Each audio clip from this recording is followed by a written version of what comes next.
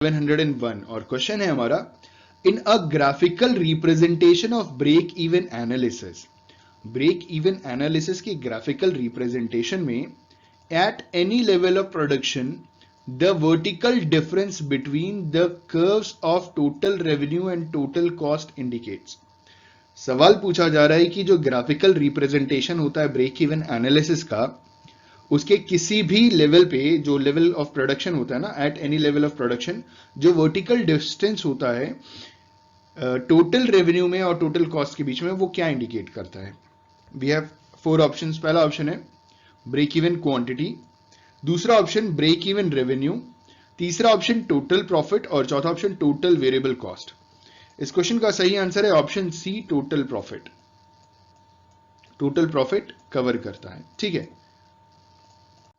हमारा अगला question, question number 702 और क्वेश्चन है हमारा, which of the following is an example of variable cost in the short run. इनमें से कौन सा एक एग्जांपल है शॉर्ट रन में वेरिएबल कॉस्ट का, ठीक है। We have 4 options. पहला ऑप्शन है हमारा कॉस्ट ऑफ इक्विपमेंट्स, दूसरा ऑप्शन है interest payment on past borrowings, तीसरा ऑप्शन है payment of rent on building और चौथा ऑप्शन है कॉस्ट ऑफ रॉ मटेरियल्स। इस क्वेश्चन का सही आंसर है option D, cost of raw materials. Cost of raw material is an example of variable cost in the short run. Option D is the correct answer for the given question. हमारा अगला question, question number 703 और question है हमारा, in short run if the firm cannot covers its total variable cost। अगर short run में कोई firm अपना total variable cost cover नहीं कर पाता है तो उसे क्या करना चाहिए। We have 4 options. पहला option it continues its operations, दूसरा option it shut down its operations temporarily, तीसरा option it shut down its operations forever और चौथा option it makes more investment to make the operations viable. इस question का सही answer है, अगर कोई फर्म शॉर्ट रन में अपना टोटल वेरिएबल कॉस्ट कवर नहीं कर पा रहा है तो it shut down its operations temporarily, कुछ समय के लिए उसे अपने ऑपरेशंस को शट डाउन करने की जरूरत है, ना कि परमानेंटली। थोड़े समय के लिए बंद करके वापस वो शुरू कर सकते हैं। Option B is the correct answer for the given question.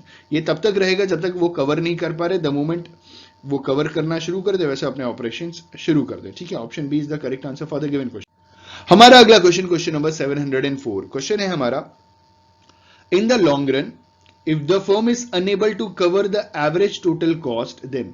Long run में अगर फर्म अपना एवरेज टोटल कॉस्ट कवर नहीं कर पा रहा तो उस सिचुएशन में क्या करेंगे, ठीक है।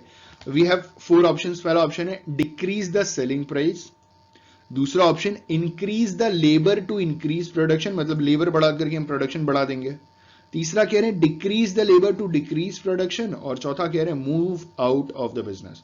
इस क्वेश्चन का सही आंसर है कि अगर कोई फर्म लॉन्ग रन में अगर वो अपना एवरेज टोटल कॉस्ट कवर नहीं कर पा रहा है तो भैया उसको अपना बिजनेस खत्म कर देना चाहिए, moves out of the business. Option D is the correct answer for the given question, उसे अपने बिजनेस से बाहर निकल जाना चाहिए। हमारा अगला क्वेश्चन, क्वेश्चन नंबर 705 और क्वेश्चन है हमारा, the average fix cost curve of a firm.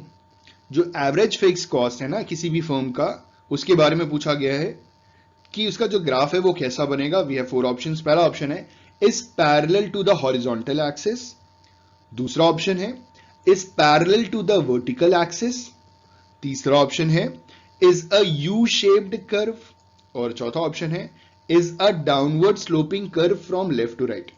इस क्वेश्चन का सही आंसर है the average fix cost of a firm is a downward sloping curve from left to right। Option D is the correct answer for the given question. Reason क्या है कि reason आप समझिएगा कि the average fix cost that is AFC curve is downward sloping because fix cost are distributed over a larger volume when the quantity produced increases. तो comparatively क्या होता है कि जो एवरेज फिक्स कॉस्ट है वो कम होना शुरू हो जाता है, इसलिए डाउनवर्ड स्लोपिंग है।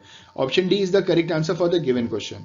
हमारा अगला क्वेश्चन है क्वेश्चन नंबर 706 और क्वेश्चन है, which of the following cost does not include, ध्यान दीजिएगा सवाल में पूछा गया है does not include the contractual cash payment which the firm makes to other factor owners for purchasing और हायरिंग वेरियस फैक्टर्स। ठीक है, इन्होंने बोला है कि इनमें से कौन सा कॉन्ट्रैक्चुअल कैश पेमेंट नहीं है, वो आपको बताना है। We have 4 options. पहला ऑप्शन प्राइवेट कॉस्ट, दूसरा ऑप्शन इकोनॉमिक कॉस्ट, तीसरा ऑप्शन इम्प्लिसिट कॉस्ट और चौथा ऑप्शन रियल कॉस्ट। तो इस क्वेश्चन का सही आंसर है जहां पे हमको पेमेंट नहीं करना पड़ता, बेसिकली कॉन्ट्रैक्चुअल कैश पेमेंट हम नहीं करते हैं, वो है option C implicit cost. Implicit cost is the correct answer for the given question. ठीक है, इम्प्लिसिट कॉस्ट में हम लोगों को देखिए, इम्प्लिसिट कॉस्ट वो होता है जहां पे हम कोई काम छोड़ करके, मतलब वही काम अगर हम कहीं और करें तो we will get some money, हम कुछ पैसे अर्न कर सकते हैं, लेकिन वहां पे वो काम छोड़ करके अगर खुद के लिए वो काम करना शुरू करें तो हम खुद के लिए पैसे चार्ज नहीं करते। तो दिस इज इम्प्लिसिट कॉस्ट, और इसका कोई कैश पेमेंट भी नहीं होता कि अगर हम कोई भी काम कर रहे हैं तो हमें हर एक चीज का पैसा मिलना शुरू हो जाए अपने फोन के अंदर। ठीक है, this is implicit cost. Option C is the correct answer for the given question. हमारा अगला क्वेश्चन, क्वेश्चन नंबर 707, क्वेश्चन है हमारा इकोनॉमिक प्रॉफिट्स आर। सवाल पूछा जा रहा है इकोनॉमिक प्रॉफिट्स आर बोल दिया है भाई। तो वी हैव 4 ऑप्शंस। पहला ऑप्शन इकोनॉमिक प्रॉफिट्स के बारे में पूछ रहे हैं, तो पहला ऑप्शन कह रहे हैं the difference between total revenue and total implicit and explicit cost. इन्होंने बोला कि जो डिफरेंस होगा टोटल रेवेन्यू में और इम्प्लिसिट कॉस्ट और एक्सप्लिसिट कॉस्ट, मतलब इम्प्लिसिट कॉस्ट और एक्सप्लिसिट कॉस्ट को ऐड करके टोटल रेवेन्यू में माइनस कर देंगे तो वो इकोनॉमिक प्रॉफिट आएगा। ठीक है, दूसरा कह रहे हैं the difference between total revenue and total economic cost. तीसरा कह रहे हैं zero is a perfectly competitive industry in the long run, और चौथा कह रहे हैं ऑल ऑफ द अबव। तो इस क्वेश्चन का सही आंसर है option D, all of the above. ऊपर की तीनों कंडीशंस इकोनॉमिक प्रॉफिट्स कहलाती हैं। Option D is the correct answer for the given question. हमारा अगला क्वेश्चन, क्वेश्चन नंबर 708, और क्वेश्चन है हमारा dash plays a vital role in managerial decision making. इन चारों में से कौन सी एक ऐसी चीज है जो बहुत इंपॉर्टेंट रोल प्ले करती है मैनेजर के डिसीजन मेकिंग में। We have 4 options. पहला ऑप्शन है इकोनॉमिक पॉलिसीज, दूसरा ऑप्शन मैनेजरियल डिसीजन, तीसरा option cost and demand analysis और चौथा ऑप्शन प्रोडक्शन। इस क्वेश्चन का सही आंसर है option C, cost and demand analysis. Cost and demand analysis plays a vital role in managerial decision making. Option C is the correct answer for the given question. हमारा अगला question, question number 709, question है हमारा cost incurred on factors the quantity of which can neither be increased or decreased is known as. ठीक है, इन्होंने बोला cost incurred on factors जिसकी quantity ना हम बढ़ा सकते हैं ना घटा सकते हैं, उसे क्या कहते हैं, वो कौन सा कॉस्ट होता है। ठीक है, वी हैव 4 ऑप्शंस। पहला ऑप्शन फिक्स कॉस्ट, दूसरा ऑप्शन वेरिएबल कॉस्ट, तीसरा ऑप्शन मार्जिनल कॉस्ट और चौथा ऑप्शन नन ऑफ दीज। इस क्वेश्चन का सही आंसर है it is option A, fix cost. Cost incurred on factors the quantity of which can neither be increased or nor be decreased is known as fixed cost. Option is the correct answer for the given question. हमारा अगला question, question number 710, और question है हमारा economic cost consist of. Economic cost में क्या चीजें आती हैं। ठीक है, हमारे पास क्वेश्चन में ही 3 चीजें बोली गई हैं। पहला कह रहे हैं एक्सप्लिसिट कॉस्ट, दूसरा कह रहे हैं इम्प्लिसिट कॉस्ट, तीसरा कह रहे हैं नॉर्मल प्रॉफिट। तो पूछा जा रहा है कि इन तीनों में से कौन कौन सी चीजें इकोनॉमिक कॉस्ट में आती हैं। We have 4 options. तो हम ऑप्शन पे बाद में जाएंगे, हम ऐसी बात करते हैं। Economic cost consist of explicit cost, बिल्कुल इकोनॉमिक कॉस्ट में एक्सप्लिसिट कॉस्ट आता है। Economic cost consist of implicit cost, बिल्कुल इकोनॉमिक कॉस्ट में इम्प्लिसिट कॉस्ट भी आता है। तीसरा कह रहे हैं economic cost consist of normal profit, yes economic cost में नॉर्मल प्रॉफिट भी आता है। इसका मतलब ये तीनों सही है। और कौन सा ऑप्शन सही है, option D is the correct answer, जहां पे बोला जा रहा है 1 2 3 इम्प्लिसिट कॉस्ट, एक्सप्लिसिट कॉस्ट और normal profit. Option D is the correct answer for the given question. हमारा अगला क्वेश्चन, क्वेश्चन नंबर 711, और क्वेश्चन है हमारा रियल कॉस्ट रेफर्स टू। जो रियल कॉस्ट है रेफर्स टू, ठीक है, रियल कॉस्ट का हमें मतलब बताना है। पहला ऑप्शन है the cost that the society has to bear on account of production of a commodity. दूसरा option the estimated value of the input owned by the firm and used by it. तीसरा option money expenses which the firm has to incur in hiring the factor service. और चौथा option The efforts and sacrifices made by the owners of factors of production used in the production of the commodity. इस question का सही answer है real cost refers to the efforts, option D, efforts and sacrifice made by the owners of the factors of production used in the production of the commodity. Option D is the correct answer for the given question. हमारा अगला question, question number 712, question है हमारा social cost is equal to, हमें बताना है social cost is equal to, formula दिया हुआ है, पहला कह रहे हैं private cost plus opportunity cost, दूसरा ऑप्शन है money cost plus implicit cost, तीसरा ऑप्शन है private cost plus external cost, और चौथा ऑप्शन है implicit cost plus external cost. इस क्वेश्चन का सही आंसर है social cost is equal to private cost plus external cost. Option B is the correct, option C is the correct answer for the given question. Social cost is equal to private cost plus external cost. Option C सही जवाब है. हमारा अगला question, question number 713, और question है हमारा marginal cost curve can intersect average cost curve at its. जो marginal cost curve है वो एवरेज कॉस्ट कर्व को किस जगह इंटरसेक्ट करता है. इंटरसेक्ट करने का मतलब एक दूसरे को कट करते हैं ये दोनों. ठीक है, वी हैव 4 ऑप्शंस. पहला ऑप्शन है राइजिंग पोर्शन, दूसरा ऑप्शन है फॉलिंग पोर्शन, तीसरा ऑप्शन है मिनिमम पॉइंट, और चौथा ऑप्शन है एक्सटर्नली एनीवेयर. ठीक है, एक्सटर्नली एनीवेयर क्या मतलब हुआ इसका, लेकिन इस क्वेश्चन का सही आंसर होगा जो भी है ऑप्शन डी. तो बड़ा अजीब सा लग रहा है. Marginal cost curve can intersect average cost curve at its minimum point. Option C is the correct answer for the given question. Minimum point पे marginal cost average cost curve को intersect करते हैं.